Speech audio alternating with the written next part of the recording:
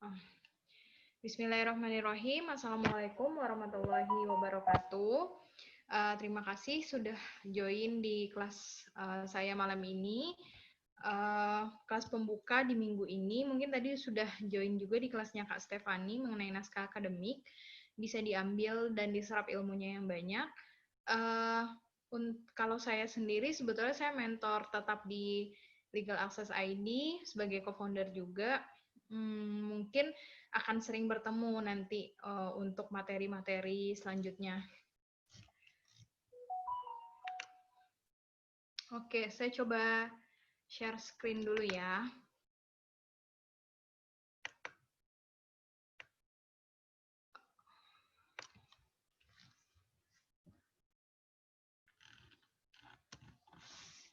Oke.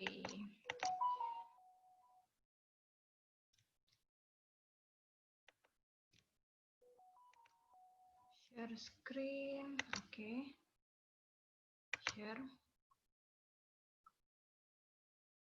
Oke, kita nggak terima lagi kalau ada yang request masuk ya.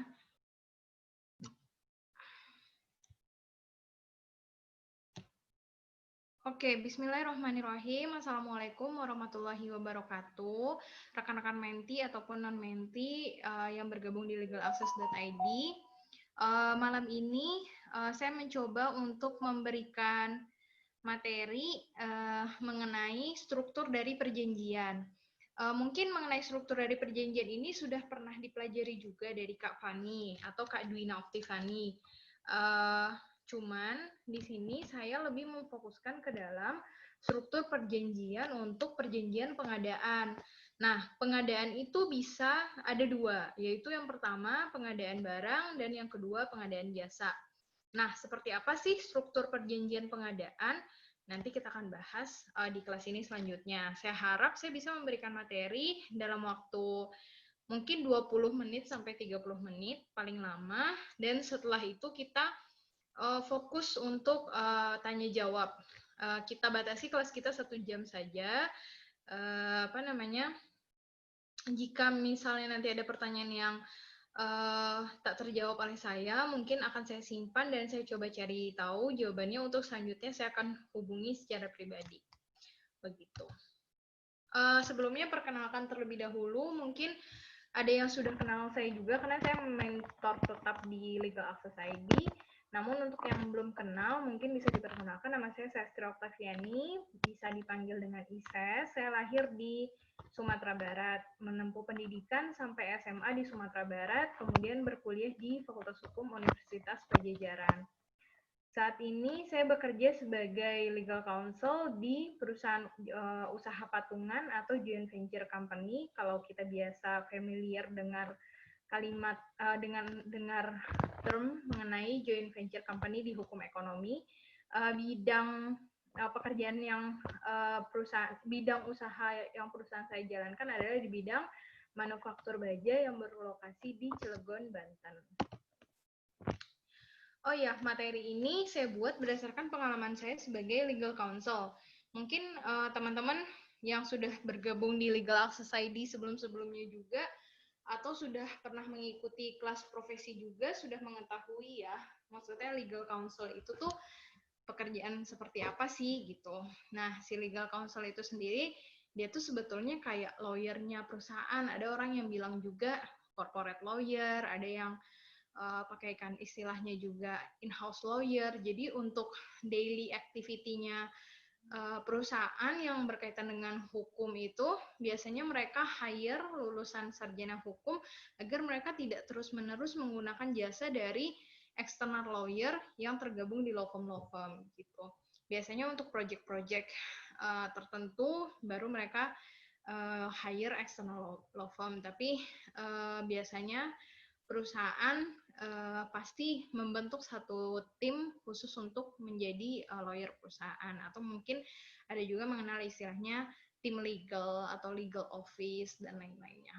Nah, jadi setelah lulus itu saya langsung bekerja sebagai in-house lawyer. Saya nggak ada pengalaman sebagai lawyer di law firm. Saya langsung punya pengalamannya sebagai in-house lawyer, sebagai lawyernya perusahaan. Oleh karena itu, perjanjian yang materi yang saya buat hari ini adalah berdasarkan hasil riset, pemikiran, dan juga pengalaman yang saya alami sendiri. Saya ketika join di perusahaan saya saat ini, pada waktu itu bos saya ada yang orang Indonesia, ada juga yang orang asing. Nah, saya belajar banyak dari mereka karena mereka udah punya experience baik di hukum di Indonesia atau yang lawyer asingnya hukum di negara dia, dan dia kebetulan juga S2 di Amerika, jadi dia juga mengajarkan sedikit banyak tentang bagaimana sih hukum bisnis di Amerika kayak gitu. Jadi kebiasaan-kebiasaan bisnisnya juga. Jadi ini tuh berdasarkan pengalaman saya pribadi. Jadi mungkin masih ada yang kurang. Jika nanti ada pertanyaan yang tak mampu saya jawab, yang tadi saya bilang, saya akan coba cari tahu jawabannya dan share ke rekan-rekan yang bertanya. Nah, boleh dijadikan referensi, tapi jangan berhenti untuk menggali ilmu dari materi ini saja. Gali juga ilmu-ilmu dari yang lainnya. Misalnya kayak Kak Fani sekarang bergerak di sektor financing. Kak Fani memahami perjanjian, mungkin pengadaan juga, tapi mungkin yang berkaitan dengan banking atau financing kayak gitu. Kalau saya kan manufaktur baja perusahaannya, jadi pengadaannya lebih ke pengadaan untuk proses produksi manufaktur bajanya tersebut kayak gitu. Nah, sekarang kita masuk ke materi. Pertama mungkin reference ke materinya Kak Fani, kita udah sama-sama mengetahui perjanjian itu kalau menurut pasal 1338 BW, ini bukan definisi perjanjian ya, tapi 1338 BW itu menyebutkan bahwa semua perjanjian yang dibuat secara sah berlaku sebagai undang-undang bagi mereka yang membuatnya. Jadi kekuatan mengikat dari si perjanjian itu sama dengan enforcement-nya sebuah undang-undang terhadap yang dibuat oleh negara untuk mengatur masyarakatnya. Sama dengan perjanjian itu berlaku seperti undang-undang bagi mereka yang membuat perjanjian tersebut. Nah, sebelum kita memasuki ke struktur perjanjian, ini akan lebih banyak training, maksud saya akan lebih banyak exercising untuk teknis-teknis dari struktur perjanjian pengadaan. Nanti kita akan langsung bedah dari contoh perjanjiannya saja, kita tidak banyak materi malam ini. Namun sebelum itu, kita bahas lagi terlebih dahulu syarat sahnya perjanjian, karena di definisi di artikel 1338 BW disebutkan bahwa semua perjanjian yang dibuat secara sah. Nah, sahnya perjanjian itu apa sih sebetulnya? Nah, sahnya perjanjian itu kan ada 4 syarat, semua udah pada tahu ya. Dan ini paling basic yang harus dihafalkan oleh seorang sarjana hukum, apalagi nanti teman-teman akan menjadi seorang penasihat hukum di bidang hukum ekonomi misalnya. Ataupun teman-teman nggak bergerak di bidang hukum ekonomi, misalnya di bidang hukum pidana dan lain sebagainya, teman-teman harus pahami juga hal ini. Misalnya, nanti akan ada suatu perjanjian bisnis, misalnya seperti itu. Perjanjian bisnis tersebut, teman-teman lawyer pidana nih. Nah, perjanjian bisnis tersebut ternyata tidak memenuhi syarat sahnya perjanjian. Nah, ternyata di dalam perjanjian bisnis tersebut ada salah satu yang menipu yang lainnya begitu. Nah, teman-teman juga membutuhkan ilmu mengenai hukum perjanjian ini. Apakah perjanjian tersebut sudah sah menurut hukum? Itu akan teman-teman jadikan sebagai salah satu landasan teman-teman misalnya dalam mempidanakan seseorang. Seperti itulah misalnya. Nah, syarat sah perjanjian yang sama-sama kita ketahui itu ada 4, yaitu terdiri dari syarat subjektif dan syarat objektif. Syarat subjektif itu adalah sepakat mereka yang mengikatkan diri, dan yang kedua adalah kecakapan untuk membuat suatu perikatan. Nah, sedangkan syarat objektif itu adalah suatu hal tertentu serta suatu sebab yang halal. Jadi, apabila syarat subjektif yaitu misalnya mereka yang mengikatkan diri, misalnya ternyata salah satunya berada di bawah tekanan, yang sebetulnya salah satu dari pihak tersebut tidak menyepakati. Nah, maka hal itu dapat dibatalkan. Kemudian yang kedua, kecakapan untuk membuat suatu perikatan. Misalnya seseorang itu belum cakap dalam membuat perikatan. Misalnya kalau kita contoh di perkuliahan tuh kayak ada anak kecil beli permen, itu sah atau tidak? Nah, sebetulnya ya itu sah-sah saja, tapi perjanjian yang dibuat oleh anak kecil dengan pemilik warung tersebut dapat dibatalkan misalnya oleh orang tuanya. Orang tuanya misalnya berpikir, kok ini harga permennya 1.000 padahal harusnya harganya 500. Nah, itu orang tuanya bisa nge-challenge, oh ini harusnya dibatalkan, jadi itu dapat dibatalkan. Contohnya begitu. Nah, kalau di contoh-contoh lainnya, contoh-contoh nyata, misalnya kecakapan itu di suatu perusahaan, yang cakap untuk mewakili perusahaan itu kan direksi. Bisa dilihat lagi di kelasnya Kaises di hukum perseroan terbatas, yang berhak mewakili perusahaan di luar dan di dalam pengadilan adalah direksi. Nah, ternyata ada suatu perjanjian dibuat oleh komisaris. Nah, perjanjian tersebut apakah dia otomatis batal atau tidak? Dia tidak memenuhi unsur cakap, yaitu komisaris kan bukan mewakili perusahaan, melainkan dia sebagai organ kontrol atau organ yang menasihati pekerjaan direksi. Tapi dia ini membuat perjanjian. Nah, itu nanti kembali lagi ke orang yang cakapnya, yaitu si direksinya. Apakah dia mau menerima perjanjian yang telah dibuat oleh komisaris, atau dia dapat mengajukan pembatalan. Itu definisi dari dapat dibatalkan. Nah, syarat objektif yaitu hal tertentu serta sebab yang halal. Hal tertentu itu adalah dalam suatu perjanjian itu harus jelas mengenai hal apa.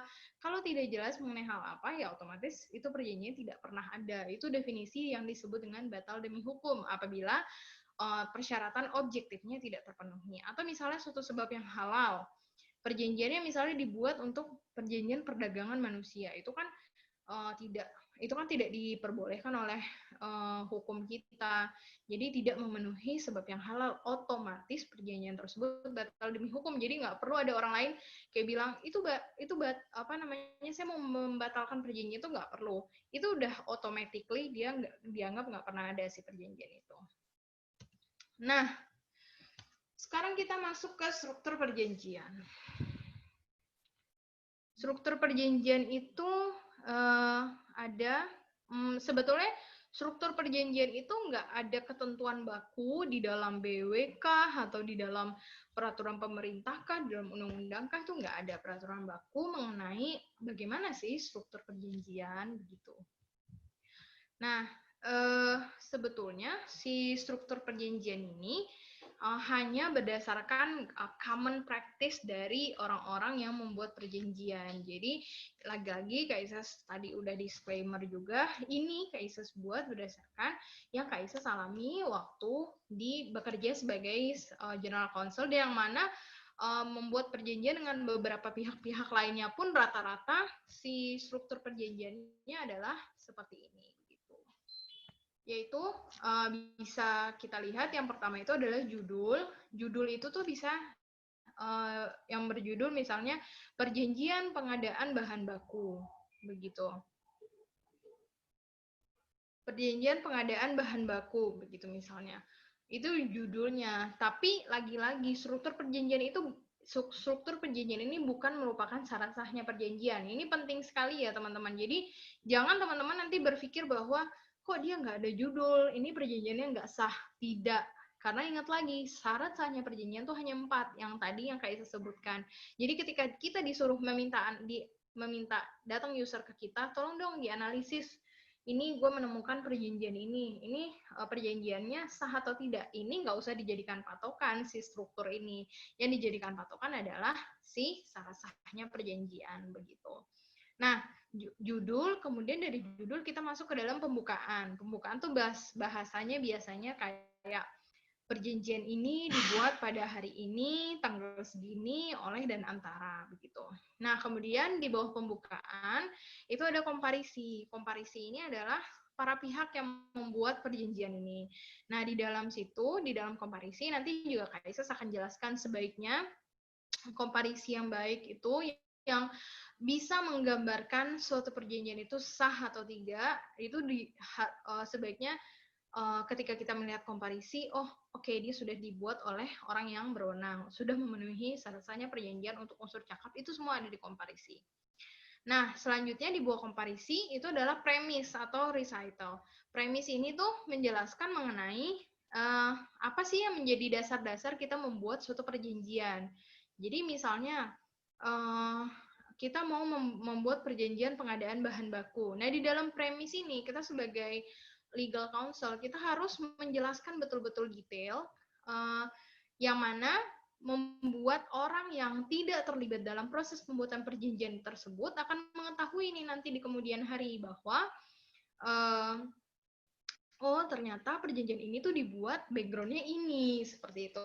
Misal perjanjian kerjasama, misalnya kerjasama riset antara PTA dengan Universitas A, misalnya begitu ya.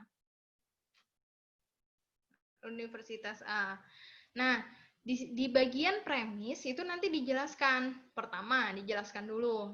Walaupun di komparisi tadi udah dijelaskan ya, PTA merupakan perusahaan ini. Nanti di bagian premis itu dijelaskan lagi lebih detail. Yaitu misalnya, PTA merupakan perusahaan yang bergerak di bidang kimia yang mempunyai konsentrasi yang mempekerjakan beberapa engineer kimia dan melakukan penelitian mengenai zat-zat kimia misalnya begitu. Nah, kemudian juga dijelaskan bahwa Universitas B merupakan universitas yang telah berdiri sejak tahun segini-segini dan memiliki jurusan di bidang ini, misalnya kayak gitu. Nah, nanti premis C-nya, Universitas B memiliki keinginan untuk bekerja sama dengan PTA sebagai perusahaan kimia untuk dapat melakukan penelitian mengenai zat ini, kayak gitu. Nah, jadi nanti misalnya 2 tahun kemudian atau 3 tahun kemudian yang melihat perjanjian itu tuh bukan mereka-mereka yang terlibat dalam proses pembuatan perjanjian itu akan memahami, oh ternyata mereka membuat perjanjian itu dasarnya ini begitu. Nah, itu tergambar di dalam premis begitu. Nah, kemudian yang selanjutnya adalah isi perjanjian. Nah, isi perjanjian ini sangat penting sekali ketika kita menjadi seorang legal counsel karena jangan sampai isi perjanjiannya tersebut merugikan perusahaan kita atau mengandung sesuatu hal yang tidak jelas begitu. Jadi ini sangat krusial sekali untuk teliti sekali mengenai isi perjanjian ini karena di sini biasanya diatur mengenai hak-hak dan kewajiban dan lain-lainnya. Nah, yang terakhir itu adalah penutup.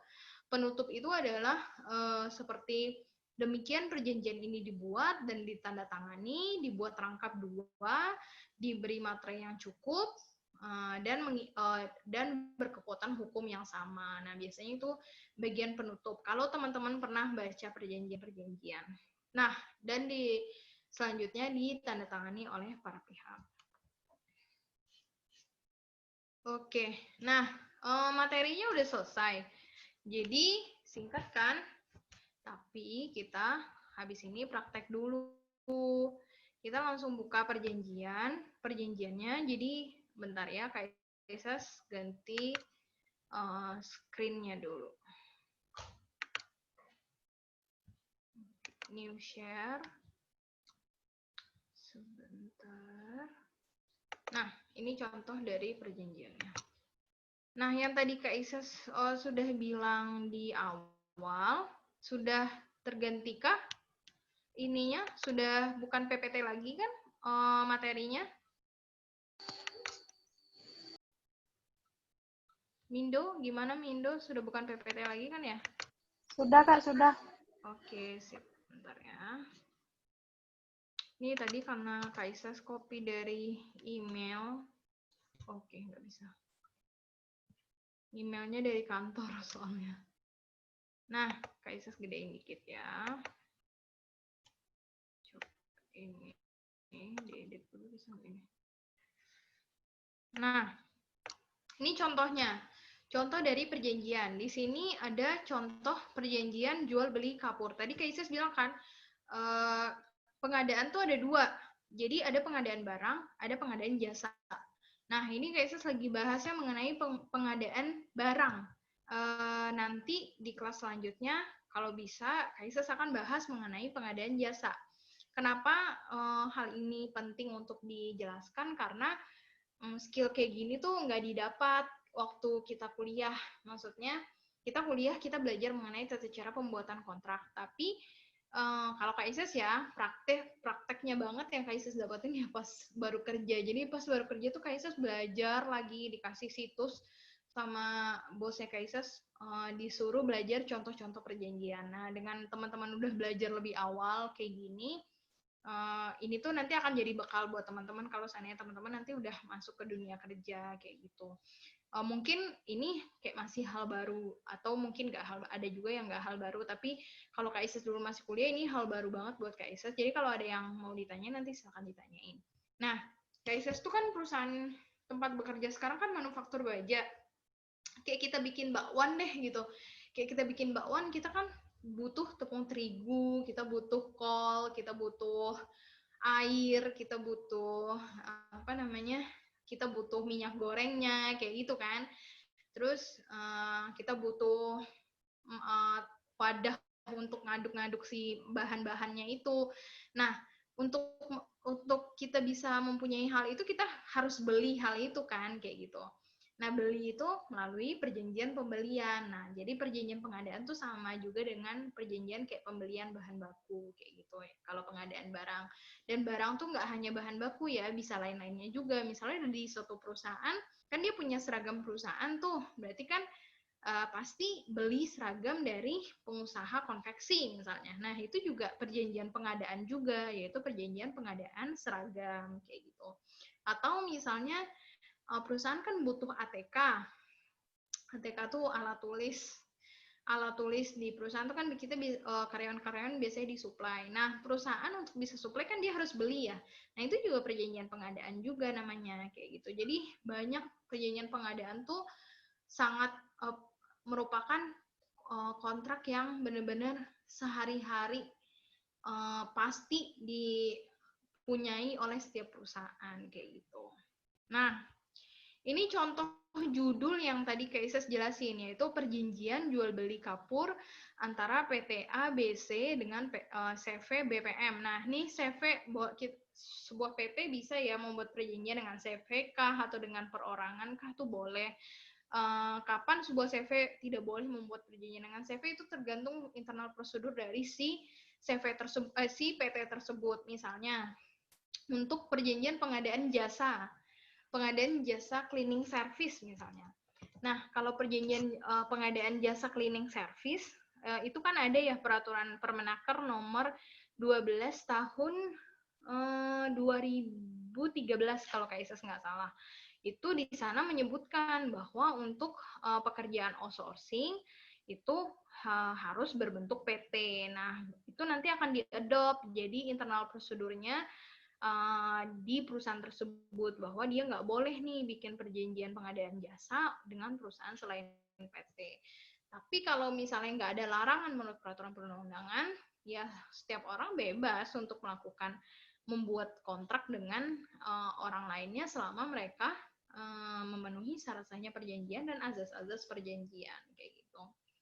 Nah, ini contohnya, ini judul yang Kak Ises apa namanya blog ini judul biasanya bentuknya sih kayak gini sih standar perjanjian jual beli batu kapur atau misalnya dalam bahasa Inggrisnya limestone purchase agreement bisa atau limestone procurement agreement juga bisa kayak gitu. Terus antara ini dan ini. Jadi dari judul tuh kayak kita bisa memahami, oh ternyata ini tuh perjanjian ini antara ini dan ini kayak gitu.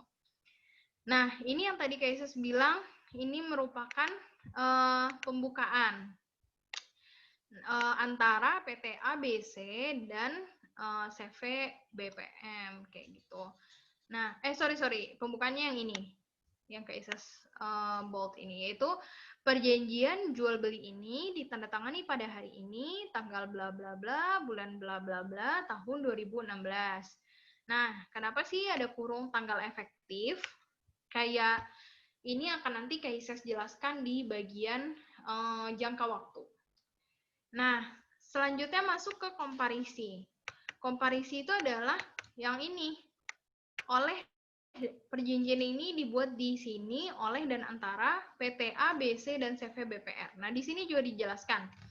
PT ABC merupakan suatu perseroan terbatas yang didirikan berdasarkan hukum negara Republik Indonesia, berdasarkan akta pendirian nomor segini dan terdaftar di Kemenkumham nomor segini, tertanggal 27 September 2020, beralamat di sini, dan dalam hal ini diwakili oleh Haji Arif selaku Direktur Komersial dari dan oleh sebab itu bertindak untuk dan atas nama PT ABC. Nah, kalau kita mereview perjanjian seperti ini, yang harus kita lihat adalah jika dia dua bahasa, maka harus ada kesesuaian antara bahasa Indonesia dan bahasa Inggrisnya.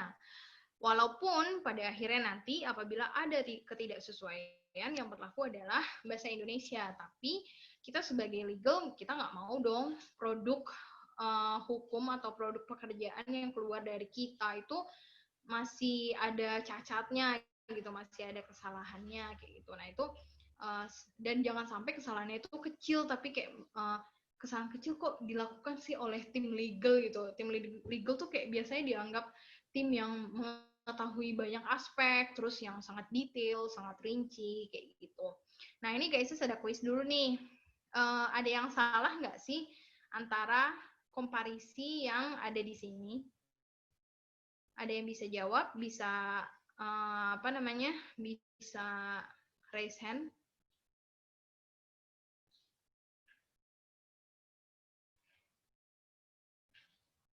Ada yang bisa jawab kah? Guys.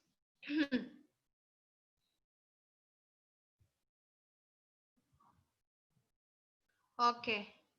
Nggak ada yang jawab. Ini partisipannya kita approve nggak ya? Kita see waiting room.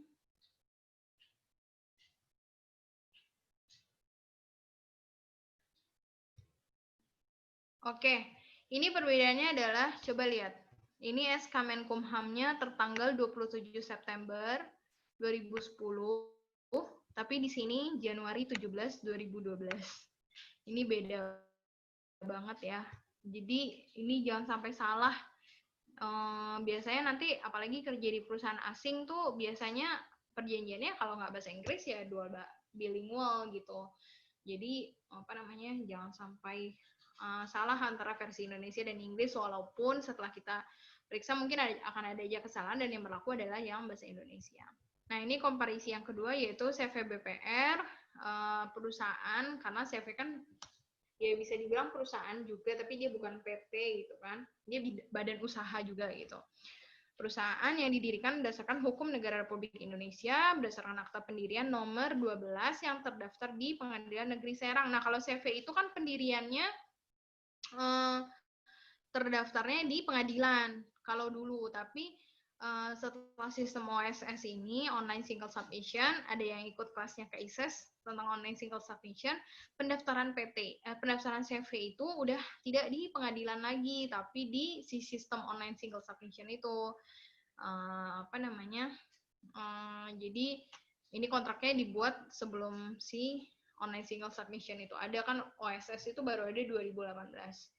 Jadi dia di sini juga menceritakan yang terdaftar di Pengadilan Negeri Serang nih. Nanti teman-teman kan ke depannya nih, nanti jangan sampai salah, jangan ditulis lagi CV ini terdaftar di PN. Sudah tidak, dia terdaftarnya di OSS kayak gitu. Nah, kita kalau CV yang menjadi krusial juga adalah udah ada yang pernah kasih kelas mengenai subjek hukum belum ya? Kayaknya masih nggak ya waktu itu? Kayaknya belum deh. Nah, teman-teman belajar nggak di PIH atau PHI gitu?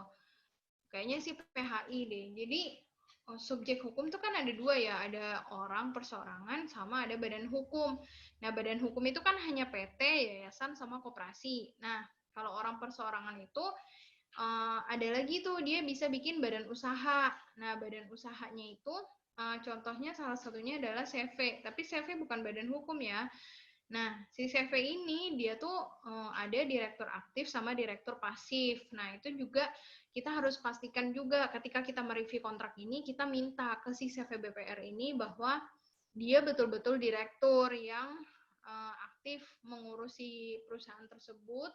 Jadi dia yang berhak untuk melakukan mewakili perusahaan CV-nya untuk membuat perjanjian. Nah, di poin ini juga Kak Isis juga ingetin, di sini ada Haji Arif selaku direktur.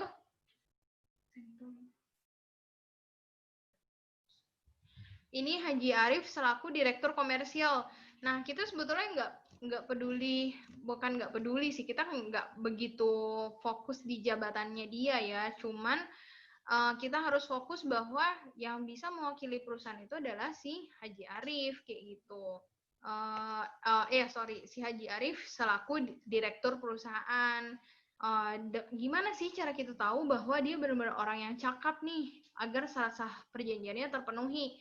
Nah, kita minta akta pengangkatannya. Jadi kita minta nih akta pengangkatan Haji Arif sebagai direktur, dan kita juga minta akta perubahan terakhir yang menyantumkan posisi-posisi direktur. Jadi bisa jadi si Haji Arif ini dia direktur, tapi setelah itu sebetulnya dia udah diganti juga oleh pemegang sahamnya. Cuman si Haji Arif ini cuman si perusahaan tersebut dia hanya memberikan akta pengangkatan si Haji Arifnya kayak gitu.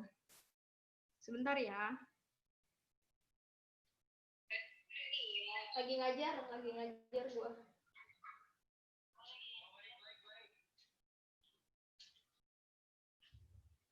Nah, jadi makanya kita harus pastikan, oh ini sudah akta perubahan anggaran dasar yang terakhir bukan, yang mencantumkan jabatan direktur yang paling baru. Nah, kita juga bisa juga biasanya saya cari websitenya dia. Nah, biasanya websitenya dia kan update, tapi ya tetap aja double cross check dengan aktanya dia kayak gitu. Termasuk si CV-nya juga, kita juga minta juga aktanya bahwa dia betul-betul merupakan direktur. Kenapa sih kayak detail banget sih, kayak emang harus banget kita sampai ngecek-ngecek ke aktanya mereka. Itu sangat penting banget. Kenapa? Karena in practice Kaisus tuh pernah banget menemukan, misal ada satu perusahaan, dia itu memasukkan namanya, dia kerjasama sama manajernya, karena kan yang ngurusin kontrak-kontrak ini nggak mungkin kan direkturnya langsung kayak gitu. Tapi dia sudah bukan direktur di perusahaan tersebut, tapi dia kerjasama dengan manajer yang masih bekerja di perusahaan tersebut. Dia buat tuh perjanjian pengadaan, jadi memang udah niatnya nipu kayak gitu misalnya. Jadi dia buat perjanjian dengan perusahaan lain, sebetulnya dia udah nggak direktur di situ kayak gitu. Atau misalnya dia CV, sebetulnya dia tuh di situ bukan sebagai direktur aktif, dia sebagai pengawasnya kayak gitu. Tapi dia tulis aja di situ nama dia sebagai direktur kayak gitu. Nah, itu pekerjaan tim legal, itu pekerjaan legal counsel yang betul-betul harus teliti untuk melihat komparisi ini gitu. Jadi kita mereview kontrak tuh benar-benar baris per baris kita harus teliti gitu. Nah, terus selesai dengan komparisi seperti ini. Nah, ini yang Kaises tadi bilang premis, yaitu alasan-alasan mereka membuat perjanjian. Bisa dikasih judul di sini recital atau pendahuluan, atau bisa juga dengan bentuk kalimat kayak ini. Para pihak dalam kedudukannya di atas menerangkan sebagai berikut, bahwa pembeli adalah badan usaha swasta yang bergerak di bidang industri baja yang membutuhkan produk batu kapur. Kemudian bahwa penjual adalah badan usaha yang yang dipandang mampu oleh pembeli untuk menyediakan produk batu kapur. Nah, biasanya terus di sini disebutkan juga bahwa penjual berkomitmen menjual dan sepakat untuk mengirim kepada pembeli, dan pembeli sepakat untuk membeli dan menerima dari penjual batu kapur sebagaimana yang diterangkan dalam perjanjian ini. Jadi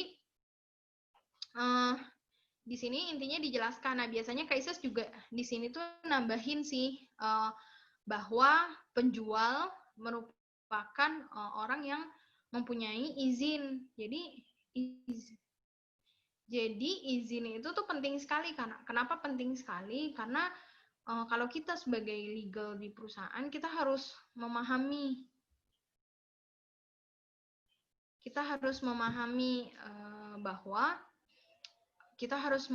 bahwa perusahaan tuh betul-betul harus secure dalam membuat transaksi dengan perusahaan lain. Oleh karena itu, kita nggak mau nih di kemudian hari ada klaim ataupun ada masalah dari negara atau dari pemerintah.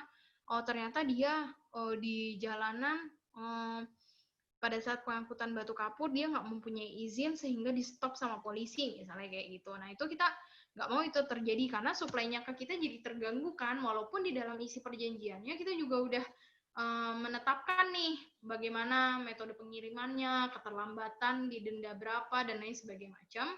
Cuman tetap aja kita juga harus memastikan bahwa orang tersebut betul-betul sudah punya izin. Orang tersebut betul-betul sudah legal untuk melakukan kegiatan ini kayak gitu. Jadi terkadang yang Kak Isis temuin juga dia sudah punya izin tapi izinnya belum efektif karena kan sistem di perizinan OSS sekarang yang Kak Isis pernah jelasin juga, izin itu terbit dulu pertama tapi belum efektif dulu, terus dia menuhin komitmennya dulu atau persyaratannya, habis itu baru izinnya dinyatakan efektif. Nah ketika izinnya belum efektif tuh dia belum bisa tuh bertransaksi.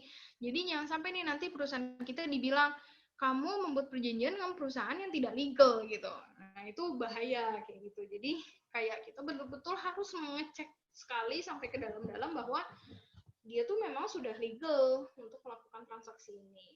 Nah, setelah premis, kita masuk ke dalam isi perjanjian. Nah, ini nih yang paling panjang sebetulnya. Kayaknya tadi targetnya cuma 20 menit ya, tapi ini kayak melebihi gitu. Oke, nah di sini pasal 1 bisa mengenai scope of work atau ruang lingkup dari perjanjian ini, atau bisa juga biasanya tuh ada definisi juga. Jadi kalau perjanjiannya, ini perjanjiannya cukup sederhana ya. Biasanya kalau ada perjanjiannya tuh sifatnya jangka waktu panjang, yaitu pengadaan long term, misalnya pengadaan batu kapurnya untuk 5 tahun kayak gitu atau 10 tahun. Biasanya tuh perjanjiannya akan lebih tebal lagi, nggak sesimpel ini, nggak sesederhana ini. Nah, di pasal 1 itu biasanya kita ada ruang lingkup sama definisi-definisi. Jadi misalnya hal-hal yang diawali dengan huruf besar di awal itu berarti mempunyai definisi yang disebutkan di dalam perjanjian ini. Nah, cuman Kak Isis nggak bawa contohnya sekarang, semoga di kelas selanjutnya nanti Kak Isis bisa jelasin. Nah, itu biasanya kita cantumin di pasal 1 ini. Kalau yang pasal 1 yang sekarang jadi contoh ini adalah maksud dan tujuan dari perjanjian ini adalah mengatur hak dan kewajiban para pihak untuk jual beli batu kapur sesuai dengan jenis dan spesifikasi sebagaimana diatur dalam pasal 3 ini. Jadi maksudnya di sini tuh kita bisa melihat syarat sah perjanjiannya terpenuhi juga. Syarat sah perjanjian untuk apa? Coba, ada yang bisa jawab? Halo, ada yang bisa jawab kah? Furkon, Roni, Yuda. Loh, ini cuma sisa 4 toh. Oke, nggak apa-apa. Kelas kecil. I like. Oh, enggak. Ada lagi Aida. Aida, Furkon, Roni.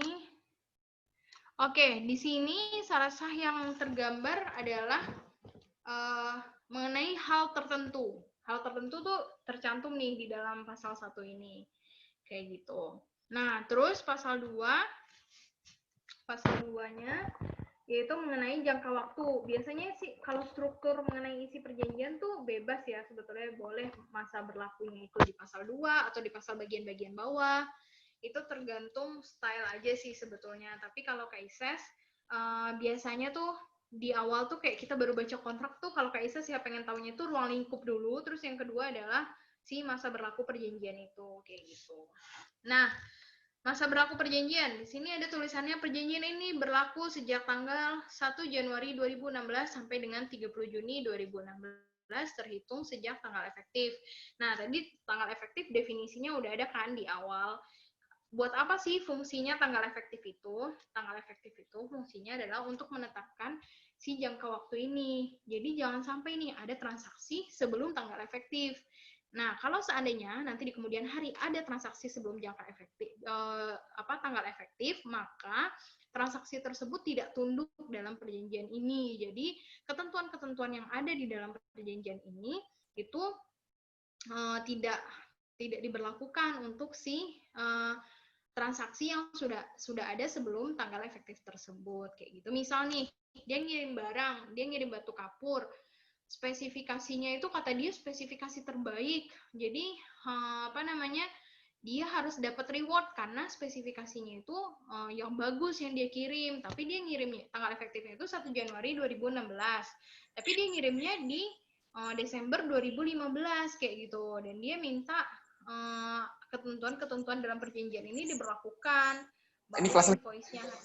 bahwa invoice-nya harus Furkon boleh di mute, bahwa invoice-nya harus dibayar dalam waktu 30 hari setelah invoice terbit dan lain sebagainya macam. Nah, itu nggak bisa karena transaksinya dibuat sebelum tanggal efektif kayak gitu.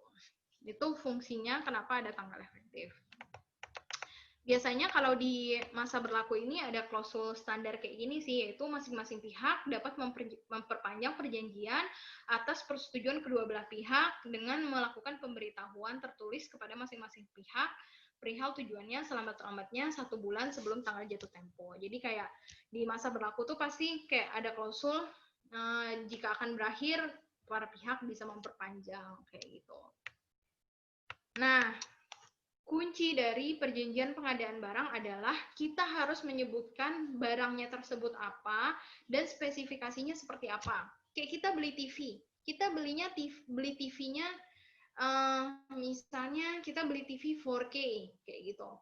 Nah, itu kalau kita membuat perjanjian itu harus ditulis bahwa TV yang kita beli itu adalah TV 4K dengan merek misalnya Samsung kayak gitu. Jangan sampai itu tidak ditulis, misalnya kayak gitu cuma nulis TV 40 inch merek Samsung, udah gitu aja.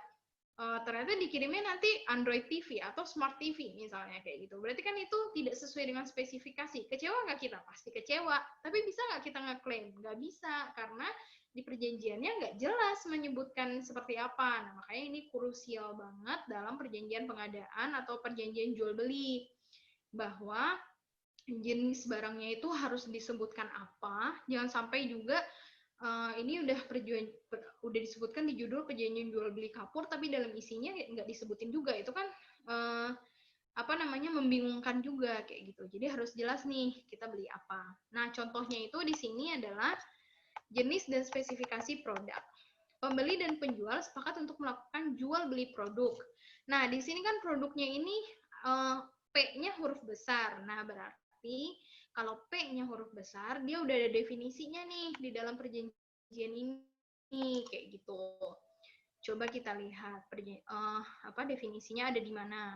Nah, definisinya ada di pasal 1, yaitu maksud dan tujuan dari perjanjian ini mengatur hak dan kewajiban para pihak untuk jual beli batu kapur sesuai dengan jenis dan spesifikasi dalam pasal 3. Secara bersama-sama disebut sebagai produk. Nah, kayak gitu. Jadi, kalau kita udah mendefinisikan sesuatu hal, kita harus membuat dia dengan huruf besar di awal, dan kita nggak boleh lagi nih nyebutin batu kapur lagi ke belakangnya. Kita sebutin aja produk kayak gitu. Sesuai dengan definisi yang kita buat, kayak gitu. Nah, makanya di sini pembeli dan penjual sepakat untuk melakukan jual beli produk sesuai dengan jenis, ukuran, dan kandungan zat kimia sebagai berikut. Nih, bisa kan teman-teman bayangin? Karena kenapa ini penting? Karena kalau dalam proses pembuatan baja itu, kualitas bahan baku itu sangat mempengaruhi nanti ke produk bajanya itu sendiri. Jadi kalau sampai chemical content ataupun physical content dari suatu produk itu tidak sesuai, itu bisa produknya jadinya nggak sesuai juga dengan yang direncanakan. Makanya di dalam perjanjian jual beli atau pengadaan bahan baku ini disebutkan secara detail. Nih disebutkan, ini kandungan zat kimia yang tadi Kak Isis bilang chemical content, ini ukuran ini yang physical. Physical tuh bentuk fisiknya kayak gitu. Nah, di sini disebutin ukurannya yaitu 0,15 sampai 6,3. Terus kandungan chemicalnya ini apa? kalium ya. Ca atau apa sih? Kalsium. Kalsium oksigen. Ya, itulah pokoknya. Apa namanya? Anak-anak IPA nih, tolong dibaca. CaO-nya kandungannya minimal harus 51%, SiO2-nya 1,2% maksimal. Nah, kenapa sih kayak gini? Karena yang tadi Kak Isis bilang, bisa berbeda atau nggak bisa dipakai malah kayak gitu. Kalau seandainya dia spesifikasinya nggak benar. Itu yang tadi Kak Isis bilang, kalau kita beli TV, kita maunya 4K karena kita punya peralatan-peralatan di rumah untuk mendukung 4K, tapi ternyata dikirimnya cuma TV tabung biasa. Itu kan jadinya peralatan di rumahnya useless kan, nggak kepake kayak gitu. Kita rugi dong jadinya. Nah, sama juga kayak gini. Kalau sampai nggak sesuai, bisa-bisa nggak kepake juga kayak gitu. Atau misalnya untuk ukurannya di sini kan maksimalnya 6,3, ternyata dia kirimnya 7 misalnya kayak gitu. Nah, itu juga merugikan ke kita juga. Kenapa? Karena mesinnya kita tuh nggak bisa melebihi ukuran 6,3, dia cuma bisa tuh maksimal 6,3. Jadi akhirnya apa? Kita harus pecah lagi agar ukuran dia bisa lebih kecil lagi. Akhirnya menimbulkan biaya lagi dong buat kita, ada cost tambahan lagi kan kayak gitu. Jadi ini tuh penting banget untuk menetapkan mengenai spesifikasi produk dalam suatu perjanjian pengadaan barang. Dicatat ya. Nah, terus di sini juga disebutin produk harus bebas dari kotoran material lain seperti lumpur, tanah, pasir, batu, dan lain-lain. Nah, hal yang penting lainnya yaitu kuantitas dalam perjanjian pengadaan barang. Misalnya kita beli TV, dalam perjanjian kita harus sebutin kita beli TV-nya 1, 2, atau 3. Karena kalau nggak kita sebutin tuh, kalau nggak kita sebutin apa namanya, bisa-bisa nanti kita belinya maunya cuma 2 atau cuma 1, dikirimnya 3.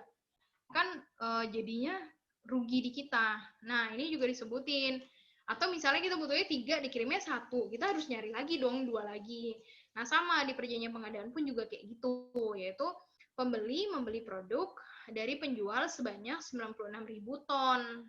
Jadi ton ini biasanya juga ada nih, ada namanya ton basah, ada ton kering. Nanti teman-teman pasti akan nemuin tuh. Kayak ada wet metric ton, ada dry metric ton. Kenapa sih ada wet metric ton sama dry metric ton? Karena tergantung dari produknya itu. Nah, itu tuh biasanya kita tanya lagi ke user yang belajar mengenai material, anak-anak teknik material kayak gitu. Ini tuh materialnya sifatnya tuh basah atau kering sih? Oh, sifatnya tuh basah, tapi sebetulnya dia bisa dikeringin.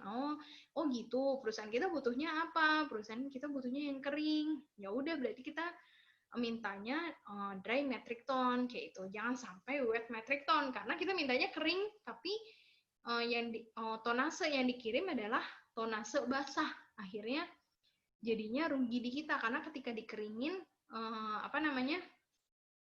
ketika dikeringin dia beratnya menjadi lebih ringan kayak gitu. Nah, itu teknis banget kan, tapi itu kita harus pelajarin. Itu kayak saya pelajarin kalau kayak waktu udah kerja. Nah, teman-teman nih sekarang udah dapat materinya dari sekarang, jadi dicatat ya. Mungkin kayak saya nggak begitu banyak kasih materi di PowerPoint, maka biar teman-teman bisa catat. Nah, di sini ada plus minus 10% MOLO. MOLO ini apa? Silakan di Google ya. Nanti cari tahu, terus cerita ke Kak Isis, apa sih MOLO itu.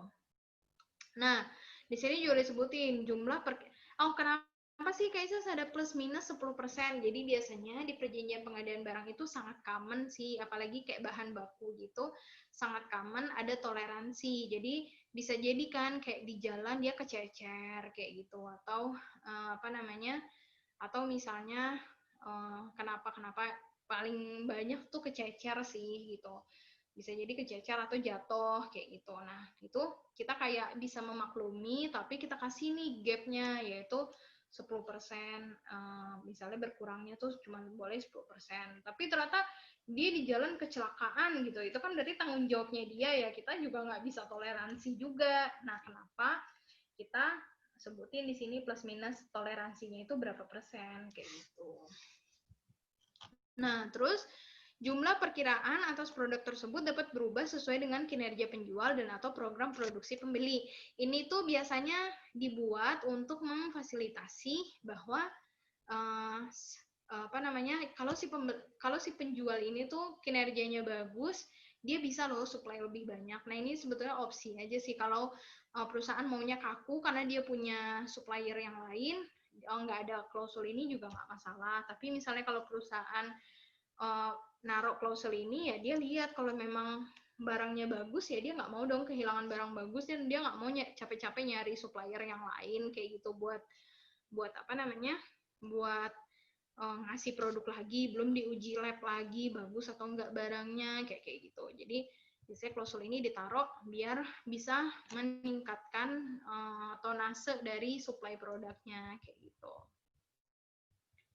Nah, di sini nih, dalam hal terjadi perubahan atas jumlah produk yang dipesan oleh pembeli, perubahan tersebut akan dinyatakan dalam delivery order berdasarkan permintaan tersebut. Penjual akan mengirimkan jumlah produk sesuai dengan permintaan dari pembeli. Nah, ini tuh sebetulnya posisinya nggak enak buat penjual, karena kayak pembeli bisa aja kan, kayak tadinya kan kesepakatannya 96.000, tapi pembeli butuhnya cuma 50.000 nih, kayak gitu. Terus dia kasih 50.000, jadinya kan nggak ada jaminan penjualan dari penjualnya kayak gitu. Tapi biasanya ada sih perusahaan-perusahaan yang kayak ya udahlah nggak apa-apa ada klausul ini, yang penting dia jadi supplier aja dulu di situ, dia bisa buktiin bahwa barang dia bisa masuk, dia nggak kaku dengan term-term yang nggak begitu tough, nggak begitu kaku dengan term-term yang disediain sama perusahaan tersebut, biar dia bisa kerjasama lebih lama lagi kayak gitu. Biasanya itu pertimbangan-pertimbangan bisnis aja sih kayak gitu. Nah, di sini tuh posisinya Kaises adalah mewakili si PTB. Jadi kayak Kaises bikin klausul-klausul yang kayak apa namanya? Kaises dan tim bikin klausul-klausul yang kayak yang bisa fleksibel buat kami kayak gitu. Tapi ya ini negosiasi lagi kayak gitu. Nanti negosiasi lagi sama suppliernya. Tapi biasanya supplier tuh lebih condong ke manut-manut aja sih, karena buat dia yang penting gue bisa supply nih. Gitu. Nah, yang penting lagi yaitu harga produk. Itu juga jangan sampai lupa dicantumin. Tapi apakah kalau harga produk nggak ada perjanjiannya jadi batal? Ya tentu tidak. Balik lagi ya syarat-syarat perjanjian tadi ya. Nah, di sini ditulisin harga produk itu adalah 265.000 per ton, misalnya kayak gitu. Berarti dan di sini disebutkan itu sebagai harga pembelian.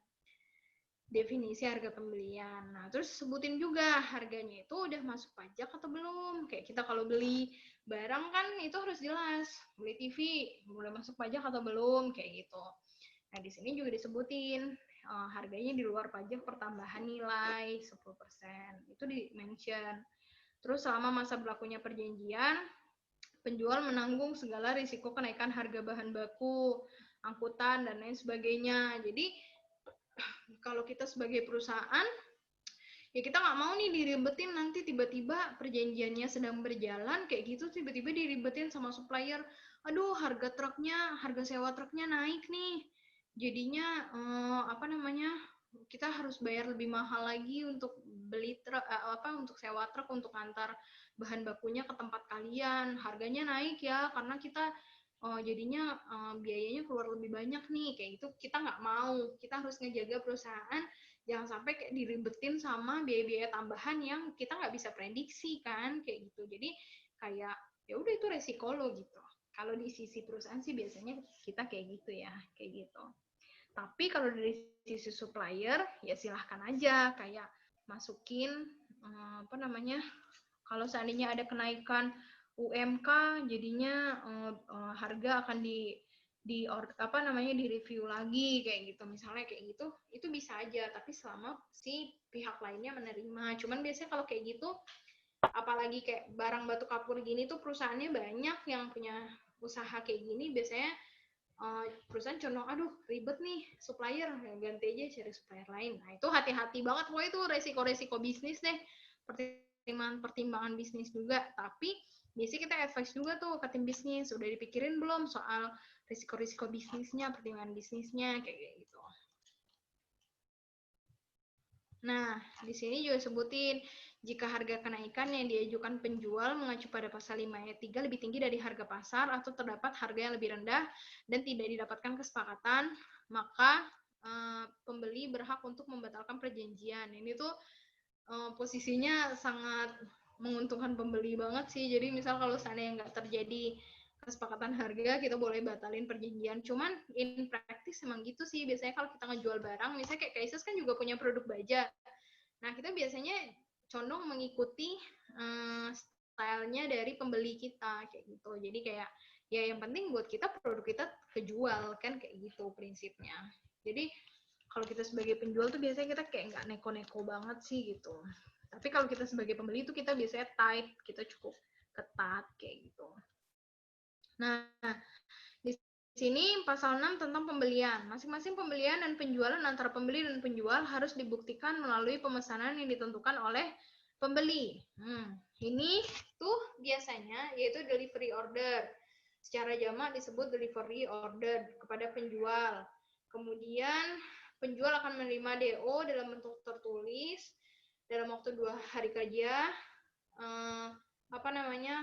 Menerbitkan confirm delivery order. Jadi maksudnya gini, kayak kita tuh di dalam perjanjian ini udah menyepakati nih, kita mau ada perjanjian pembelian batu kapur sebanyak 10.000 misalnya kayak gitu. Tapi itu pengirimannya berdasarkan selama 1 tahun kayak gitu. Nah, pengirimannya berapa, dalam 1 bulan itu berapa. Nah, itu biasanya kayak pembeli dia kasih lagi delivery order. Jadi delivery order tuh isinya kayak bulan ini gue mau dikirim 1.000 aja ya. Terus pengirimannya itu tanggal segini. Nah, nanti di situ si penjualnya itu nanti confirm, namanya confirm delivery order. Jadi kayak oke, kita akan menyanggupi mengirim 1.000 atau misalnya kita tidak menyanggupi, kita adanya cuma 8.000 nih, misalnya kayak gitu. Cuma ada 800 kayak gitu. Terus kita pengirimannya cuma bisa tanggal segini nih, soalnya lagi lebaran, nggak ada truk, misalnya kayak gitu. Nah, itu tuh bisa. Nah, kalau seandainya nggak ada kesesuaian antara DO dan CDO, itu biasanya akan keluar lagi juga delivery order yang baru dari si pembeli. Terus nanti akan ada lagi confirm delivery order yang baru dari penjual. Kayak gitu. Nah, terus pengiriman. Ini delivery barang itu penting juga di dalam perjanjian. Kenapa penting? Karena karena pada prinsipnya kalau perjanjian pengadaan barang itu kan kayak kita tuh mau barang kita terima sesuai dengan yang kita mau, kayak gitu kan. Nah, maka dari itu kita harus memastikan nih bahwa tuh barang bisa datang dan sesuai dengan yang kita mau, yaitu dengan cara memasukkan klausul-klausul. Salah satunya klausul pengiriman. Nah, di sini disebutin penjual harus mengirimkan produk yang dipesan oleh pembeli sesuai dengan kuantitas dan dalam jangka waktu sesuai dengan CDO yang dibuat oleh pembeli kayak gitu. Terus penjual akan mengirimkan produk ke lokasi stockpile. Jadi kita juga kasih tahu di Cigading Plant Site. Jadi kita juga kasih tahu nih, kirimnya ke sini ya gitu. Kenapa kita harus kasih tahu? Ya karena kalau nanti dia salah kirim gimana? Ya sama kayak kita pesan TV tadi, misalnya dia mau kirim, kita harus kasih tahu. Kirimnya itu ke Jalan Jasmine 1 nomor 19 ya. Pengirimannya jam 12 siang ya, karena kita di rumahnya ada jam segitu. Oh iya, TV-nya harus ditutupin tarpal ya, karena kita nggak mau terkena sinar matahari kayak gitu. Nah, sama, ini pun juga kayak gitu. Kita harus sebutin syarat-syarat pengiriman menurut kita, karena kita maunya barang tersebut bagus kayak gitu, sesuai dengan spesifikasi yang kita mau kayak gitu. Nah, terus di sini dikasih tahu pengirimannya itu kemana, itu dikasih tahu. Terus di sini dalam pengiriman produk penjual harus melengkapi surat jalan delivery order. Kenapa sih surat jalan ini penting? Karena ini nanti diperiksa nih di gate-gate-nya perusahaan, mana surat jalannya, atau di tol itu nanti bisa-bisa diperiksa sama polisi ada surat jalan apa enggak kayak gitu. Nah, delivery order ini tuh biar meyakinkan pada waktu pemeriksaan yang mesen adalah benar-benar si PTA tersebut. Nah, terus selanjutnya adalah pembayaran.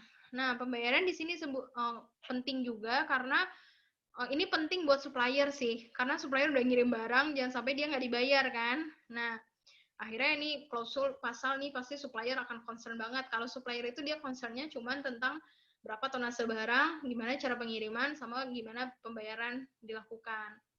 Nah, pembayaran itu dilakukan oleh pembeli kepada penjual berdasarkan RIR. Ini legal term baru nih. RIR itu adalah Receiving and Inspection Report. Jadi biasanya setiap kali di perjanjian suplai barang atau pengadaan barang atau perjanjian jual beli itu ada RIR namanya. Jadi kan kita udah netapin tuh tadi spesifikasi produk yang kita mau seperti apa. Nah, nanti ketika kita udah terima barangnya, itu kita periksa lagi. Karena kita nggak mau dong dibohongin kan. Kita periksa lagi, bukannya kayak kita nuduh kita dibohongin nih. Enggak, tapi ini tuh buat security-nya aja, buat keamanannya. Kita periksa lagi. Karena kalau seandainya nggak kita periksa lagi, kita percaya-percaya aja, kita masukin ke mesin, ternyata spesifikasinya nggak sesuai, ukurannya nggak sesuai, bisa-bisa mesin rusak kan. Jadi ini kehati-hatian. Nah, setelah diperiksa di laboratorium itu biasanya dikeluarin namanya RIR, yaitu Receiving and Inspection Report. Jadi kalau seandainya nggak sesuai dengan spesifikasi, itu ditetapkan juga dalam perjanjian ini. Misalnya tadi kontennya itu maksimal 60%. Kalau di atas 60%, itu gimana? Biasanya apakah dikembalikan atau boleh diterima, tapi penjualnya harus dididak pembayarannya, karena kan barangnya nggak sesuai kayak gitu. Sama kayak kita beli TV tadi, datangnya smart TV nih, kita maunya 4K, cuman ya udahlah nggak apa-apa, tapi kan kita nggak mau bayarnya sesuai dengan harga 4K, kita pasti maunya bayarnya harga smart TV dong, karena kan nggak fair. Nah sama kayak gini juga. Nah itu berdasarkan, nah waktu kita tahu itu smart TV kan kita ada inspection kan, wah ini smart TV nih, kita lihat terus ada tulisannya, kita lihat juga tools-toolsnya dan lain sebagainya. Sama juga kalau untuk bahan baku, wah ini chemical content-nya ini melebihi nih atau pas nih atau gimana. Nah kalau pas berarti kita bayar sesuai dengan harga yang disebutin di dalam perjanjian ini. Kalau dia di bawah itu kita bayar berdasarkan ketentuan yang disebutin juga dalam perjanjian ini. Misalnya kalau di bawah itu payment-nya dididak 10% misalnya, atau payment-nya dididak dikurangi, maksudnya pembayarannya dikurangi 5% kayak gitu misalnya. Nah, itu tuh bergantung kepada si RIR ini. Jadi, waktu penjual mau nerbitin invoice, dia terima RIR dulu, baru dia terbitin invoice. Kayak gitu.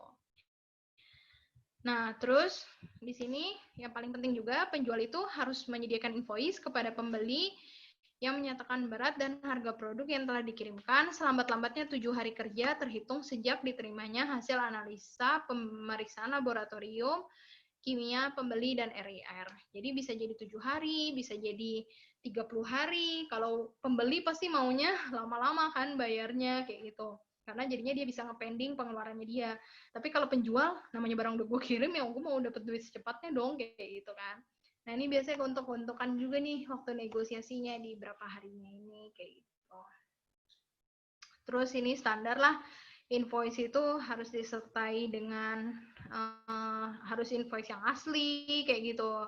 Walaupun ini standar, tapi ini penting juga, harus teman-teman baca juga. Kenapa? Karena bisa jadi nanti invoice-nya datangnya invoice yang nggak sesuai dengan ketetapan dalam perjanjian ini. Itu harus kita terima apa enggak? Jawabannya enggak. Bahwa karena emang invoice-nya itu harus sesuai dengan yang ditetapkan dalam perjanjian, yaitu harus imaterai, terus harus berapa kopi, misalnya kayak gitu. Nah, nih yang tadi Kaisus bilang, kewajiban. Nah, biasanya ini pasal ini boleh ada, boleh enggak hak dan kewajiban. Biasanya dia tuh udah melebur di pasal-pasal lainnya. Kayak misalnya tadi penjual mensuplai barang segini-segini, ya otomatis itu jadi kewajibannya dia kan. Tapi bisa jadi juga ada yang stylenya yang bikin lagi pasal baru tentang kewajiban. Ini tuh kayak sama aja kayak summary dari apa-apa yang menjadi kewajiban penjual sama apa-apa yang menjadi kewajiban pembeli. Biasanya sih Kaisus nggak tipe yang suka membuat pasal khusus mengenai kewajiban dan hak ya. Kaisus lebih suka deskriptif aja, nyebar di pasal-pasal lain kayak gitu. Nyebar di pasal pengiriman, nyebar di pasal pembayaran, nyebar di pasal tentang produk kayak gitu. Itu sebenarnya kan juga tergambar ya hak dan kewajibannya. Nah, ya intinya kalau dalam penjualan atau pengadaan barang, hak dan kewajiban hak dari pembeli adalah mendapatkan barang sesuai dengan spesifikasi dan dengan on time delivery yang sesuai dengan schedule. Kalau dari penjual, haknya dia adalah untuk mendapatkan pembayaran. Nah, kalau kewajiban dari pembeli adalah mungkin pembeli kalau dalam pengadaan nggak begitu banyak sih kewajibannya, paling cuman menginformasikan informasi aja. Jadi kayak informasi ya barangnya dikirim ke sini kayak gitu. Terus dipastikan memberikan akses untuk masuk truknya kayak gitu. Tapi kalau dari kewajiban dari penjual banyak tuh biasanya kayak penjual harus punya surat jalan, penjual harus punya izin, penjual harus mengirimkan material pada tanggal yang telah ditetapkan. Itu pasti sangat banyak kayak gitu. Cuman ya nggak apa-apa. Yang penting produk kita kejual. Nah, ini penyimpangan produk atau non-conformity. Jadi kan tadi kita udah tetapin tuh spesifikasi dari produk yang barang yang kita mau beli. Nah, kalau nggak sesuai gimana? Di sinilah di pasal ini. Ini tuh penting harus ada dalam perjanjian pengadaan, yaitu pembeli melakukan analisa fisik dan kandungan zat kimia atas produk yang diterima. Yang melakukan analisa ya pembeli loh ya, bukan penjual, karena penjual dia pasti udah melakukan analisa, terus pembeli terima barang, jangan mau terima-terima gitu aja, yang tadi Kak Isis bilang. Terus, tapi ini dijelasin dalam waktu 3 hari. Jika dalam 7 hari kalender tidak dikonfirmasi dari penjual, maka jadi kan udah diperiksa nih sama pembeli. Hasil pemeriksaannya pembeli itu namanya RIR yang tadi Kak Isis bilang. Nah, misalnya ada yang nggak sesuai nih, dikonfirmasi dulu ke penjual. Barang lu nggak sesuai nih. Nah, penjual harus mengkonfirmasi balik lagi. Oh iya, bener, barang gua nggak sesuai. Atau misalnya, barang gua sesuai kok bisa nggak sesuai sih? Kali lu salah report. Bisa jadi kayak gitu kan. Nah, itu di situ harus betul-betul dicek biar nggak saling merugikan juga. Nah, tapi penjual juga jangan lama-lama juga konfirmasi, karena kalau misalnya di luar waktu yang udah ditetapin, di sini dalam hal ini adalah 7 hari, itu bisa-bisa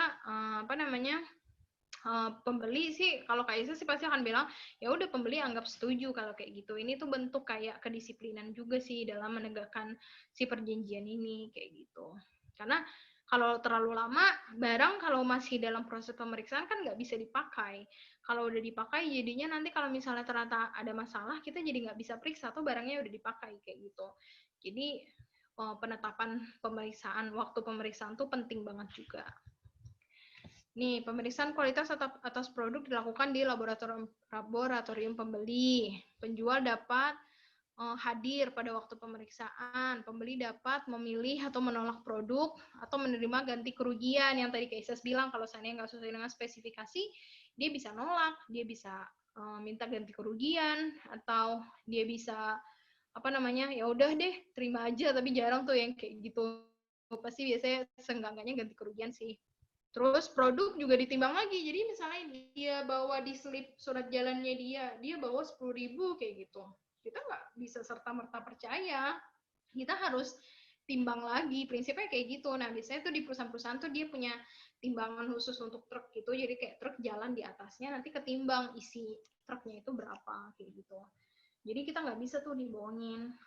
Nggak dibohongin sih, cuman maksudnya kayak kita jadi bisa memastikan lagi gitu. Terus, nah, udah selesai di situ. Nih juga apabila penjual terlambat mengirimkan produk, selain daripada keadaan memaksa atau force major ya, kalau force major kan di luar kendalinya dia, atau di luar alasan pembeli juga. Jadi pembeli kan juga bisa juga, jangan kirim dulu barangnya gitu. Itu kan penjual nggak bisa disalahin kalau seandainya ada keterlambatan atau pembeli yang minta gitu. Nah, itu pembeli itu bisa opsinya memilih untuk dibatalkan atau memberlakukan late payment delivery kayak gitu. Misalnya late payment delivery-nya telat sehari, dendanya 1% dari nilai invoice kayak gitu tuh ditetapin aja. Ditetapinnya kayak gimana sih caranya ngitungnya kayak Ses? Itu biasanya tim user aja yang ngitung. Kita dari legal paling nge-advise aja berapa kerugian lu kalau dia telat sehari kayak gitu. Misalnya kerugiannya tuh kerugian langsung sekitar 100.000, ya udah 100.000 tuh berapa persen dari invoice kayak gitu. Biasanya sih kayak gitu. Tapi yang nentuin sih bukan kita, dari tim user. Biasanya mereka bisa ngitung. Nih, Kalau seandainya penyimpangan dari spesifikasi, kalau terjadi penyimpangan, pengiriman tidak menggunakan sarana transportasi memadai, penyimpangan ukuran produk lebih dari 10%, barang yang dikirim tercampur lumpur, itu kan tadi dibilangin tuh, nggak boleh tercampur lumpur, pembeli berhak menolak, kayak gitu. Ya kayak gitulah, standar lah ya. Nah, ini evaluasi kinerja biasanya dimasukin, biasanya enggak, tapi biasanya ada sih. Kalau seandainya si penjual itu perform bagus, ya kita bisa perpanjang, kayak gitu. Yang tadi kayak Isis bilang, daripada repot-repot nyari yang lain, ya udah kalau emang dia bagus, ya kita perpanjang aja, kayak gitu. Nah, ini ganti kerugian. Ganti kerugian tuh yang Kak Isis tadi bilangin, kalau nggak sesuai, ini gimana, nih kayak gini nih. CAO kontennya itu kan mesti kurang dari 51%. Nah, kalau seandainya melebihi ini, ya berarti 1% kali unit price tonnage. Nah, ini tuh penalti-penalti ini biasanya user aja yang ngitung. Yang tadi kayak saya bilang, berdasarkan kerugiannya mereka. Terus kayak mereka tuh harus melakukan apa dengan barang yang nggak sesuai dengan spesifikasi itu. Nah, biasanya itu nanti diformulasiin jadi penalti, kayak gitu. Nah, di dalam perjanjian, kita biasanya menetapkan juga kapan sih perjanjian itu bisa berakhir. Kenapa sih ini penting? Karena kita nggak pernah tahu nih ke depannya kerjasama ini berjalan dengan baik atau enggak. Nah, disinilah fungsinya. Perjanjian itu bisa berakhir misalnya kesepakatan kedua belah pihak ya. Sama-sama kita udah tahu ya prinsip dasar perjanjian, kalau sama-sama sepakat ya why not, kayak gitu. Terus bisa juga berakhir karena beberapa kondisi di bawah ini. Kenapa ini penting? Karena biar salah satu pihak nggak sewenang-wenang untuk mengakhiri perjanjian. Karena kan kalau namanya perjanjian diakhiri pasti jadi mendatangkan kerugian kan bagi pihak lainnya. Misalnya kayak penjual yang tadinya dia harus bisa ngejual, tapi karena sewenang-wenang diakhiri sama pembeli, jadinya dia jadi nggak bisa ngejual, dia harus nyari supplier baru lagi, kayak gitu. Nah, oleh karena mencegah untuk terjadi yang sewenang-wenangan, atau penjual tiba-tiba gue nggak jadi supply deh, pembeli kan kalang kabut, dia harus nyari supplier baru, kayak gitu. Nah, itu apa, kalau yang tadi si penjual dia harus nyari customer baru, kayak gitu kan. Nah, itu kita atur di kontrak biar itu nggak terjadi. Nah, di sini bisa nih diakhiri kalau misalnya CDO-nya tidak terpenuhi, terjadi pelanggaran oleh penjual sebagaimana diatur dalam pasal 10, sehingga merugikan pembeli, kayak gitu. Atau misalnya penjual udah diperingatkan 3 kali, ya bebas lah, diatur aja. Kayak misalnya penjual terlambat datang 1 hari, mau langsung diputus setelah itu, ya bebas aja, silakan kalian, kayak gitu. Asalkan si penjualnya juga setuju juga, gitu. Nah, terus ini fokusnya yang bahasa Indonesia aja ya. Nah, ini tentang force major. Nah, ini klausulnya standar sih. Kak Fani juga udah pernah bahas kan ya. Pokoknya intinya force major ini tuh kayak kondisi di luar faktor kendali kita. Apa namanya, misalnya kayak wabah, kayak apa yang kayak benar-benar bikin kita nggak bisa memenuhi kewajibannya kita. Nah, tapi biasanya itu biar nggak, misalnya kayak hujan lebat biasa aja dibilang force major gitu, itu kan nggak bisa juga. Hujan lebat biasa kan tetap masih bisa ngelakuin kewajiban toh, kayak gitu kan. Nah, biar nggak mudah mengatakan force major, biasanya force major itu kayak harus disyaratkan, harus ada apa namanya, notice atau pemberitahuan dari pemerintah, kayak gitu. Terus juga ketika ada force major, pihak yang terkena force major itu dia kayak harus apa namanya, harus menjelaskan juga bahwa karena adanya kondisi-kondisi ini tuh dia jadi kayak apa, jadi kayak benar-benar terhalang nih untuk melaksanakan kewajibannya dia, kayak gitu. Jadi dia meminta pengecualian untuk dia melakukan kewajiban dia nggak ngirim barang dulu ya, soalnya banjir, benar-benar nggak bisa jalan, misalnya kayak gitu. Terus ada notice juga dari pemerintah, betul banjir gini. Nah, itu tergantung pihak lain juga, dia bisa terima apa enggak, kayak gitu. Nah, ini biasanya bagian penutup. Ini belum bagian penutup, masih isi, tapi isi bagian penutupnya bisa apa aja sih? Bisa tentang perpajakan, bahwa pajak-pajak itu jadi tanggung jawab siapa. Nah, terus penyelesaian perselisihan juga. Kalau ada perselisihan tuh kayak gimana? Biasanya musyawarah mufakat dulu, terus mau dibawa ke arbitrase atau mau dibawa ke pengadilan. Kayak Kak Fani pernah mention tentang arbitrase juga.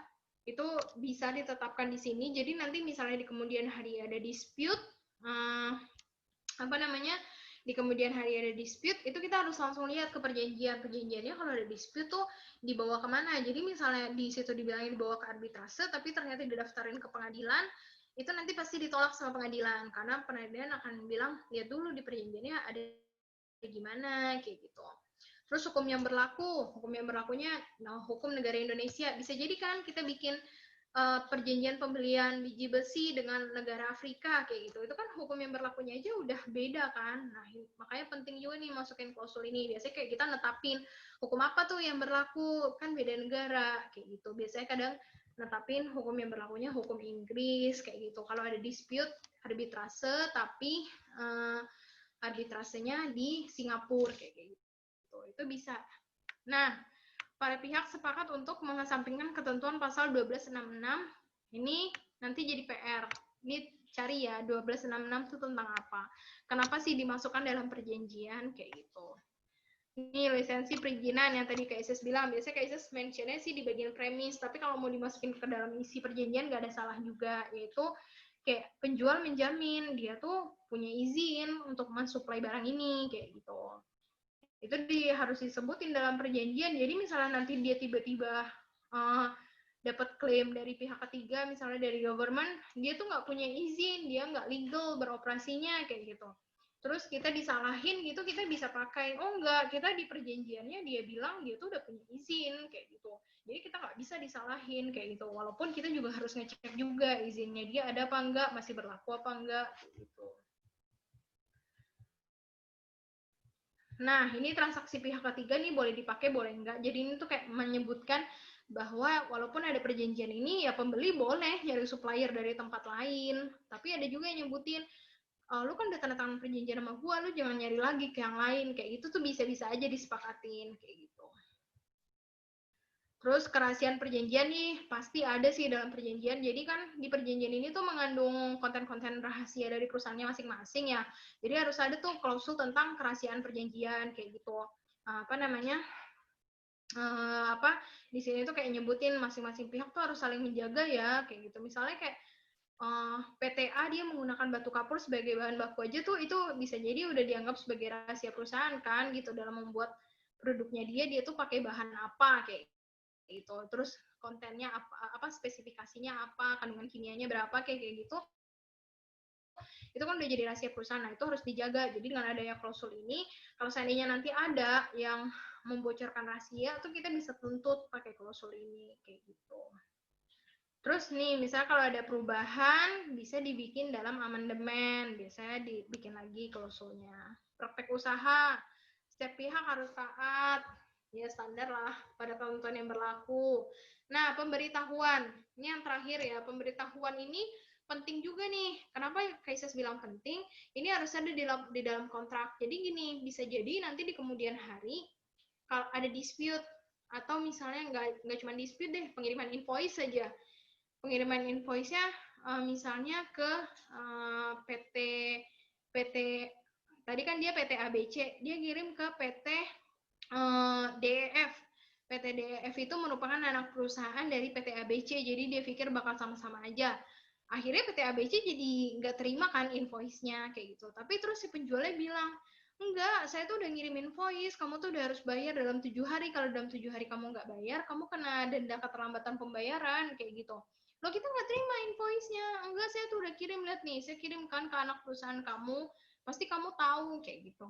Nah, dengan adanya klausul pemberitahuan ini, kita kayak bisa bilang, kita nggak terima sama sekali. Kan di dalam klausul korespondensi atau pemberitahuan ini disebutin, kalau mau ngirim apa-apa tuh ke alamat ini, kalau ngirim ke alamat selain ini, itu nggak dianggap sah, kayak gitu. Jadi kita jadi nggak kena tuntutan dari si penjual itu.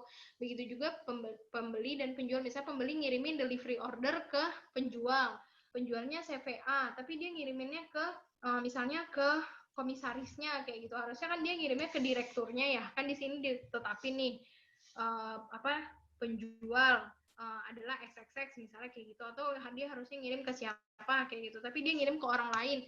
Akhirnya si orang itu nggak nerima, dia jadi nggak supply barang kan kayak itu. Terus si pembeli gugat, kok lu nggak supply sih, lu kan harusnya supply berdasarkan perjanjian, gue nggak dapet delivery order dari lo kayak gitu, misalnya kayak gitu. Terus dia jadi kayak Enggak, kita tuh udah kita kirim ke komisaris lo kayak gitu ya. Kan di perjanjiannya disebutin bukan dikirimnya ke komisaris kayak gitu. Jadi si penjualnya nggak bisa disalahin. Nah, makanya ini tuh penting banget. Nah, selesai deh masuk ke bagian penutup dari struktur perjanjian lain. Bagian penutup tuh bahasanya biasanya gini. Dengan ini, para pihak sepakat untuk mengikatkan diri dan menandatangani perjanjian oleh perwakilan yang berwenang. Untuk itu, pada tanggal sebagaimana tercantum di atas dalam 2 rangkap serta materai secukupnya bersama-sama berkekuatan hukum tetap. Tanda tangan, selesai perjanjiannya. Kurang lebih kayak gitu tentang perjanjian pengadaan barang. Ada yang mau ditanyakan Yuda dan Furkon? Kelas aku cuma tinggal 2 orang. Ada yang mau ditanyain Yuda sama Furkon? Tapi lebih bagus nih kelas sedikit gini. Kalau nggak ada pertanyaan selesai. Kalau ada pertanyaan kita bisa diskusi intensif nih. Ada yang mau ditanyain? Pertanyaan singkat tadi dikit. Ya. Gimana? Ntar. Apa tadi pertanyaannya?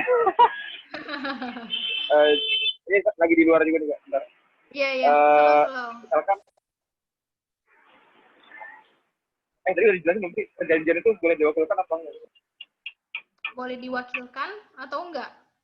Misalkan apa ya? Misalkan barangnya impor nih. Bukan gitu. Misalkan apa namanya? Saya punya saudara lagi ke luar negeri gitu kan. Habis itu nitip barang, saya pengen beli barangnya di luar negeri gitu. Adanya cuma di luar negeri. Nah, segala urusan terkait perjanjian itu biar diurus sama saudara saya, tapi kan nanti barangnya apa namanya? Dikasihnya ke saudaranya. Atas nama ketika penandatanganan perjanjian. Oke. Furkon kayaknya gini ya. Oh, Roni mau masuk lagi nih. Ya udah kita admit karena dia tadi udah masuk. Maksudnya gini, Furkon mau beli barang nih sama saudara, barangnya belinya di luar negeri, kayak gitu kan. Nah, kalau udah beli barang-barangnya di luar negeri kan otomatis nggak mungkin Furkon dong yang bikin kesepakatannya, pasti saudara kan yang bikin kesepakatannya, kayak gitu kan. Nah, kalau kayak gitu, bisa nggak sih saudara yang ngelakuin, padahal tuh barang kan buat kita, itu bisa Furkon. Furkon dengan bikin surat kuasa ke si saudaranya itu kayak gitu apa namanya bahwa gue menguasakan nih kalau untuk beliin gue kamera misalnya di luar negeri atau koper di luar negeri kayak gitu segala urusan segala macamnya lo atur lah di luar negeri tapi harus jelas Furkon kalau kayak gitu jadi kayak harus jelasnya dalam artian gini, biaya-biaya yang ditimbulkan tuh bakal apa aja, itu kalau aku sih saranin ya, Furkon harus jelas nih, biaya-biaya yang ditimbulin tuh, misalnya pajak ini, atau misalnya kan kita bisa jadi nggak tahu juga kan biaya apa aja yang bakal timbul, disebutin aja. Apabila ada biaya-biaya lainnya yang akan timbul, maka saudara harus konfirmasi dulu ke Furkon sebelum dia membayarkan biaya-biaya tersebut, kayak gitu biar dia di kemudian hari nih nggak tiba-tiba klaim ke Furkon, gue udah beliin lo kamera, tapi tuh ada kena pajak ini, bea ini, terus udah gue bayarin nih, mana notanya, misalnya kayak gitu. Ada nih notanya, tapi kok jadi mahal banget, kayak gitu kan. Jadinya nyesel gitu. Nah, kalau bisa, itu kan jangan terjadi. Jadi tinggal ditulisin aja di klausulnya, sebelum mengeluarkan biaya-biaya, harus dapat prior written approval dulu dari Furkon, yaitu approval terlebih dahulu secara tertulis dari Furkon. Kalau dibilang bisa banget, sangat bisa banget, tinggal kasih surat kuasa aja, atau kalau pun nggak mau surat kuasa, bikin perjanjian sama saudaranya, cuman kayak ribet gitu nggak sih, kayak bikin perjanjian sama saudara, cuman perjanjian kan nggak mesti tertulis ya, di kelasnya Kak Fani kan udah disebutin kan, namanya perjanjian tuh bisa lisan, bisa by WA, bisa tertulis, kayak gitu. Gitu deh Furkon kurang lebih. Ada pertanyaan lagi? Tapi ini Kak, ini kan barangnya di luar negeri. Kalau misalkan saya mau beli motor, ada satu produk motor Yamaha yang tidak diproduksi di Indonesia, itu harus diproduksi dari luar negeri. Itu perjanjiannya cukup dilakukan dengan pihak Yamaha Indonesia apa pihak Yamaha yang luar? Oh gitu. Jadi mau beli motor, motornya ini adanya cuma di luar negeri, kayak gitu? Ya, produksi Yamaha juga, cuma tidak diproduksi Yamaha Indonesia, diproduksi Yamaha di luar negeri. Luar negeri. Terus bikin kerjasamanya sama Yamaha Indonesia apa Yamaha luar negeri gitu? Apa namanya? Ya, apakah cukup dengan Yamaha Indonesia kita tidak bisa mendapatkan tersebut? Gitu kan? Apa harus dengan pihak Yamaha yang ada di luar negeri aja gitu kan? Oh, gini caranya Furkon. Kalau kayak gitu, apa namanya kan kita sama-sama nggak tahu nih, Yamaha Indonesia tuh sebenarnya bisa apa enggak, Yamaha luar negeri sebenarnya bisa apa enggak, kayak gitu kan. Nah, biar transaksi kita secure, kalau pada prinsipnya perjanjian tuh semua tuh bisa-bisa aja Furkon selama itu diperjanjikan, terus selama diatur di klausul-klausulnya, misalnya kayak belinya lewat Yamaha Indonesia, tapi Yamaha Indonesia tidak bertanggung jawab atas segala kerusakan yang ditimbulkan selama pemakaian, kayak gitu. After sales-nya dia nggak tanggung jawabnya langsung Yamaha di luar negeri. Misalnya bisa kayak gitu, bisa. Terus atau misalnya Yamaha langsung perjanjian sama Yamaha di luar negeri, itu bisa. Itu tergantung di ketentuan di dalam Yamaha-nya aja. Yang mana kalau Kaisa sama Kak Fani itu sepakat perjanjian itu selama disepakati dan memenuhi syarat-sahnya perjanjian itu enggak bisa aja diperjanjikan semuanya. Nah, syarat-syarat perjanjiannya ini yang kita lihat lagi. Bisa nggak sih si Yamaha Indonesia ini melakukan itu? Nah, kalau itu kan kita nggak tahu ya. Kita harus tanya dulu ke internal Yamaha. Lu gimana nih? Lu dan grup sedunia kayak gitu. Apa namanya? Misalnya ada produk Yamaha di luar negeri, bisa nggak sih melalui pembelian pembelian melalui yang di dalam negerinya aja kayak gitu. Nah, itu tanya ke dia. Kalau kita mau secure, minta dia bikin tertulis bahwa mereka bisa, terus yang menandatangani juga bukan pejabat-pejabat bawahnya, tapi pejabat resminya kayak gitu. Soalnya kan transaksinya cukup beresiko kan kayak gitu. Jadi kita minta pernyataan dan dia menjamin kalau seandainya ada apa-apa dengan transaksi ini sampai barang diterima di tangan kita minta dia menjamin bahwa mereka siap mengganti rugi. Biasanya mengganti rugi itu bahasanya dalam perjanjian indemnifikasi. Mereka siap mengindemnifikasi kita gitu untuk kerugian yang terjadi selama proses pengiriman atau proses pembelian itu. Kalau dibilang bisa atau enggak, itu tergantung internal prosedurnya dari perusahaan itu. Terus kalau dibilang bisa diperjanjikan atau enggak, menurut Kaises bisa-bisa aja. Semua tuh bisa diperjanjikan asal memenuhi syarat-syaratnya perjanjian itu tadi. Semoga menjawab, Furkon. Ada lagi pertanyaan yang lain?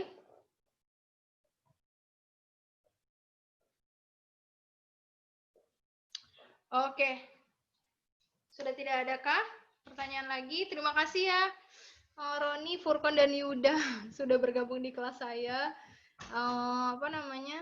Sebetulnya sih kelas kayak gini tuh percayalah sangat berguna banget karena kayak waktu awal kerja tuh kayak, lu belum tahu apa-apa tentang perjanjian kayak gitu tuh gak enak banget gitu posisinya. Jadi dengan adanya pelajaran ini, apalagi dengan template kontrak selengkap ini tuh jarang banget loh ditemuin. Kalau nyari-nyari Google pasti jarang banget ditemuin. Nah, makasih ya buat Yuda, Furkan, dan Roni udah join di kelas ini.